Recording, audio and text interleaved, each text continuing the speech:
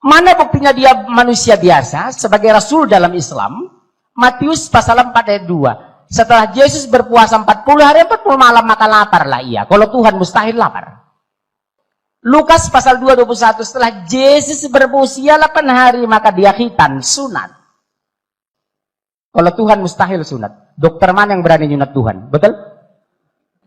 Yesus puasa, Yesus khitan, Yesus dikapani. Berarti Yesus Muslim. Kenapa Anda Kristen? Shalom.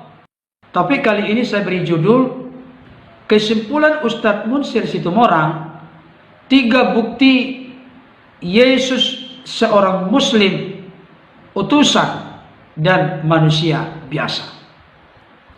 Dengan begitu yakin dan percaya diri, Ustadz Munsir Situmorang menegaskan bahwa Yesus bukan Tuhan. Jesus not God, tetapi hanya sebagai utusan. Dan beliau mengatakan orang idiot pun tahu bahwa yang diutus pasti ada yang mengutus. Memang benar Yesus diutus dengan maksud penebusan, penyelamatan manusia yang berdosa datang ke tengah-tengah dunia.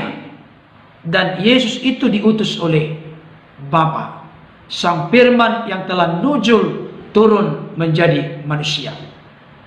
Dan tentunya tidak bisa dipungkiri Yesus adalah utusan dari segala utusan, rasul dari segala rasul, karena datangnya turun dari surga, keluar dan datang dari Allah itu sendiri. Dan tidak ada nabi, imam, raja, rasul, utusan seperti itu. Dan jangan lupa, saya perlu sampaikan kepada kita saat ini, gelar-gelar Yesus itu sangat banyak dalam Alkitab. Akulah gembala yang baik, akulah kebangkitan dan hidup, akulah pokok anggur yang benar, akulah terang dunia, akulah Alfa dan Omega. Yesus adalah anak manusia, Yesus adalah firman, Yesus adalah anak Allah, Yesus adalah Mesias, anak Allah yang hidup.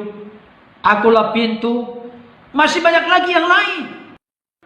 Saya mau kasih tahu dan ingatkan kepada kita, adalah satu pemahaman pengertian yang sangat picik, dangkal dan keliru ketika seseorang membuat pernyataan bahwa Yesus itu hanya seorang nabi dan manusia biasa saja.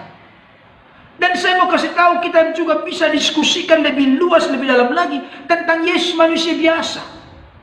Manusia biasa bagaimana dulu? Perlu kita perhatikan. Kehadiran Yesus dalam konteks kemanusiaannya ke dunia ini bukan oleh karena adanya hubungan biologis antara Yusuf dengan Maria. Allah Bapa di surga hanya berkenan dalam kemurahan kasih karunia-Nya menyimpan rahim Maria untuk melahirkan kemanusiaan Yesus. Ini jelas. Berarti Yesus tidak dikandung dalam dosa dan memang tidak berdosa. Fakta dan data Alkitab mengatakan Yesus tidak berdosa. Dalam segala hal dia disamakan dengan kita manusia kecuali dosa. Yesus tidak bercacat, tidak bernoda, tidak bercela. Dan inilah yang selalu saya ulang-ulang menjadi syarat mutlak seorang juru selamat adalah tidak berdosa. Tidak mungkin orang yang berdosa menyelamatkan orang berdosa. Tidak mungkin. Yang bisa kita yakini dengan pasti menyelamatkan kita dari dosa adalah pribadi atau sosok yang tidak berdosa.